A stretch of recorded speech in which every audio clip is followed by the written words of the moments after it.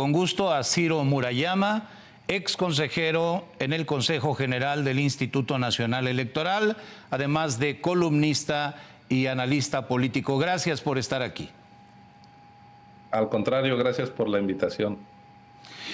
Ciro, en pocas horas concluirá el cómputo distrital y con ello terminará esta etapa del proceso electoral. ¿Cuál dirías que es el balance de esta que es considerada la elección más grande de la historia?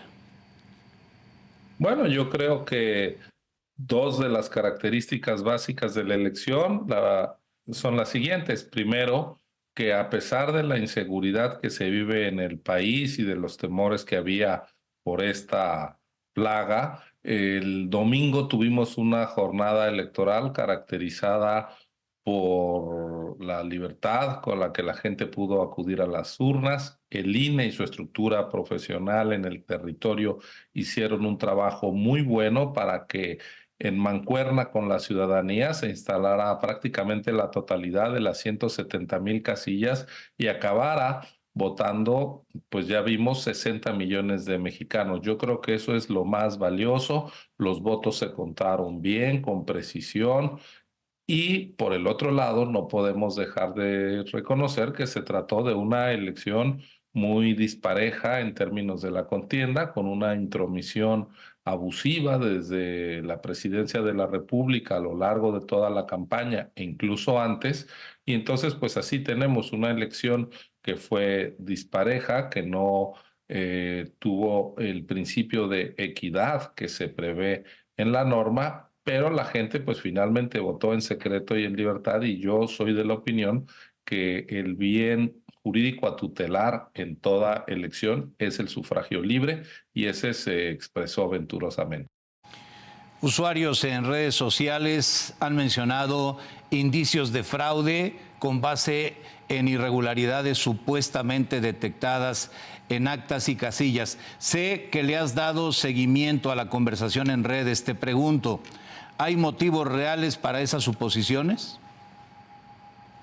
Yo estoy convencido de que no, que quienes estuvieron en las urnas el domingo cuidando las casillas, 1 millón de ciudadanos seleccionados al azar, que voluntariamente asumieron esa responsabilidad cívica, hicieron su trabajo con honorabilidad, con honestidad, y lo hicieron bien.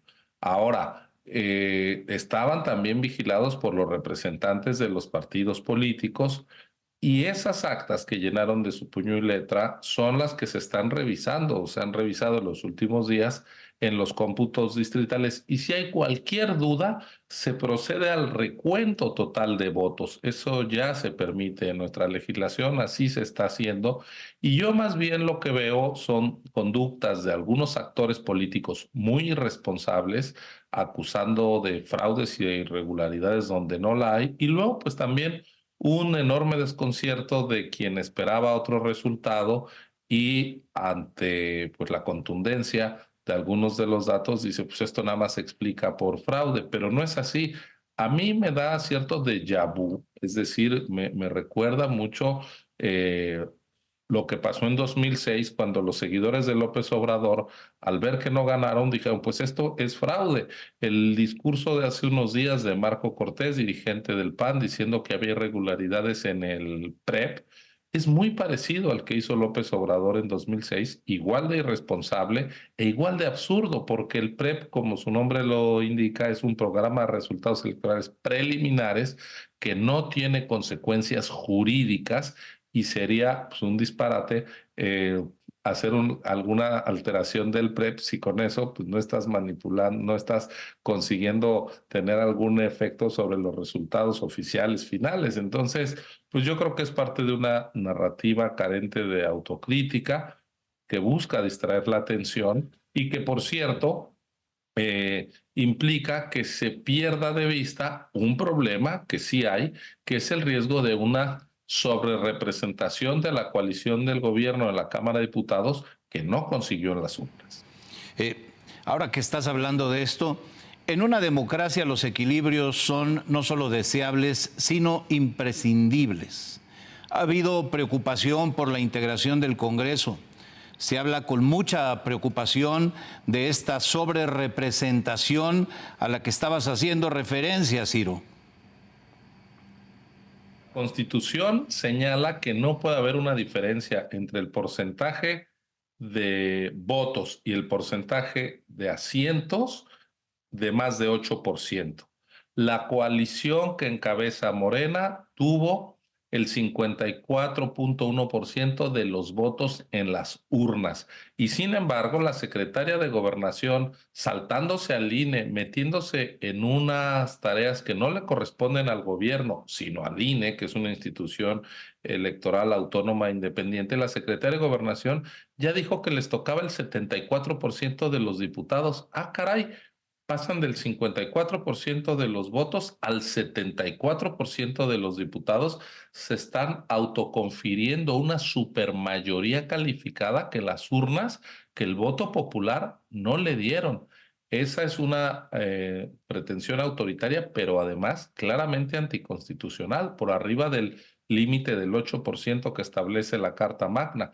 Así que este tema es, creo que uno de los más delicados. En él se puede estar jugando la vigencia del marco constitucional de nuestro país y lo veremos en las próximas semanas. A quien le corresponde asignar diputaciones plurinominales no es al gobierno, no es a la secretaria de Gobernación desde Palacio Nacional junto con el presidente. El gobierno no puede actuar como juez y parte.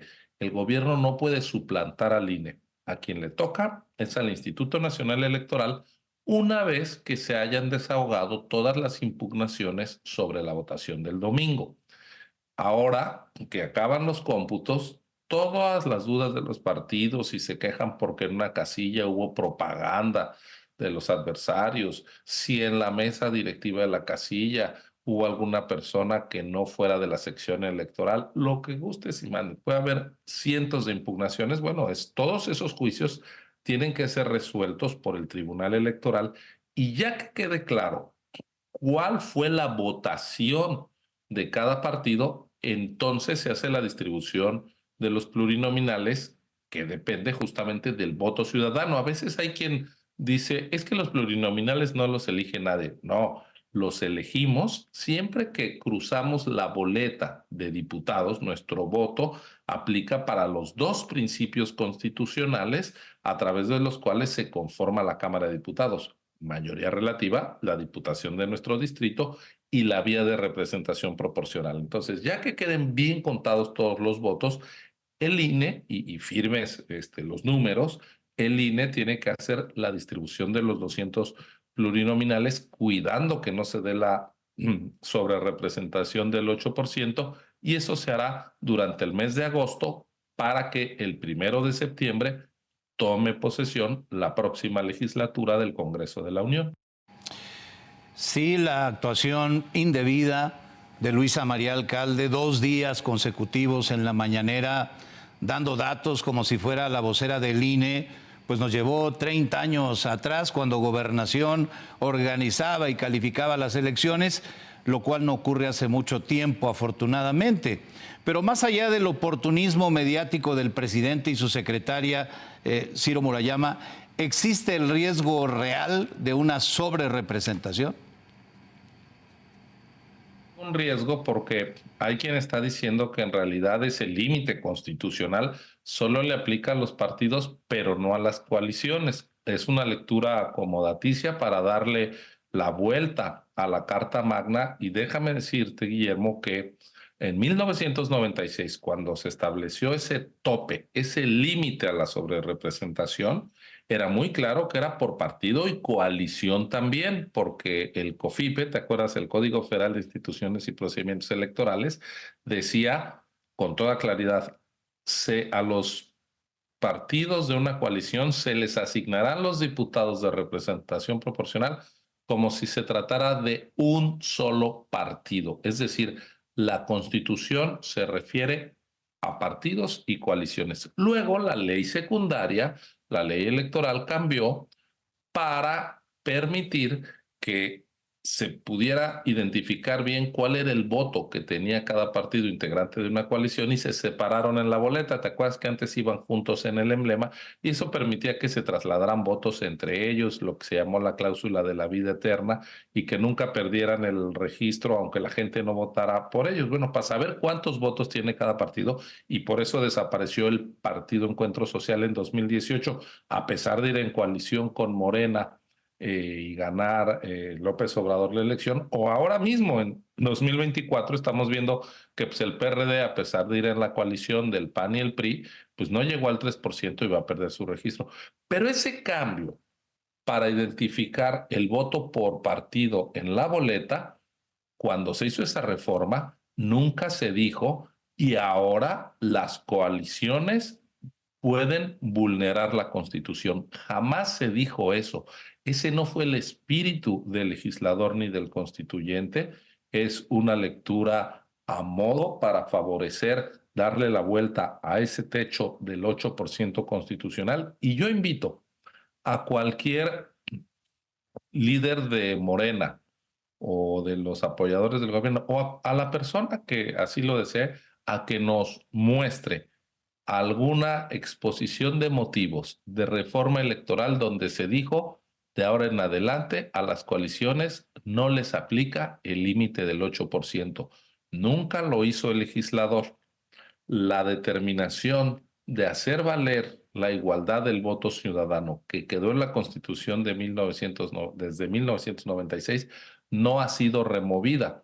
Lo que pretenden es lo siguiente, que los votos, ese 54% de votos que legítima y válidamente obtuvieron Morena y sus aliados en las urnas, lo que quieren hacer es inflar para que lleguen a ser el 74%, darle un volumen adicional de 20% y al mismo tiempo desinflar, comprimir el voto por otros partidos, bajarle el valor a los más de 20 millones de votos de los ciudadanos que quisieron construir legítimamente un contrapeso en el poder legislativo. Entonces, inflar unos votos y desinflar otros es atentar contra el principio de un ciudadano, un voto, y que todos los votos cuenten lo mismo. No hay votos que valgan más que otros, no hay votos de primera y de segunda, no hay votos de oro para el gobierno y votos de chatarra para la oposición. No, el voto de cada ciudadano cuenta lo mismo, y lo que está queriendo hacer la secretaria de Gobernación es alterar la igualdad del voto por encima del límite, por encima de la protección constitucional del 8%. Esa es la batalla que hay que dar para defender nuestra democracia, que empieza por defender el voto. Y defender la letra de la Constitución. Qué importante las precisiones y la explicación que das ante el escenario que aparentemente tendremos hacia adelante. ¿Cuál dirías, Ciro Murayama, que es el balance de la actuación del INE en el actual proceso electoral? En términos del trabajo operativo y en el terreno, magnífico. La estructura profesional del INE, sus vocales, quienes integran el servicio profesional electoral y también la rama administrativa, hicieron un trabajo espléndido. Estamos viviendo, todos lo sabemos, en una crisis de inseguridad. Es muy difícil hacer trabajo de campo en el territorio mexicano, y ellos hicieron un trabajo realmente encomiable que merece nuestro reconocimiento y nuestro aplauso. A mí me preocupa que estos ataques infundados de fraude, estas mentiras, al final acaban favoreciendo a quien quiso desaparecer el servicio profesional del INE y la estructura territorial permanente del INE en todo el país. Los más radicales en contra del gobierno, que dicen fraude, en realidad están dándole elementos a López Obrador, que es quien quiso desaparecer a ese INE profesional y autónomo. Hay que valorar ese INE. Ahora, ¿qué pasó en la herradura del Consejo General?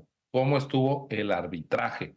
Yo ahí tengo mis diferencias. A mí me hubiera gustado un árbitro más presente, menos cohibido, menos inhibido, que en vez de emitir 50 recomendaciones, 50 medidas cautelares al presidente cuando ya llevaba medio centenar de violaciones a la Constitución, pues quizá hubiera sido necesario apagar el instrumento por el cual se estaba atentando contra la equidad electoral, que eran las mañaneras. Yo ahí tengo mis diferencias, que son diferencias de criterio, obviamente, con las determinaciones que se tomaron, pero hay que distinguir el trigo de la paja. El trigo es el muy buen trabajo organizativo que se hizo. La paja puede ser pues la falta de claridad en el arbitraje. Con esto nos quedamos. Ciro Murayama, gracias por aceptar esta entrevista en momentos ciertamente relevantes para la democracia mexicana. Gracias nuevamente. Gracias, Guillermo. Muy buenas noches. Un gusto estar en tu espacio como siempre. Muchas gracias. Ciro Murayama, ex consejero del Instituto Nacional Electoral. Esta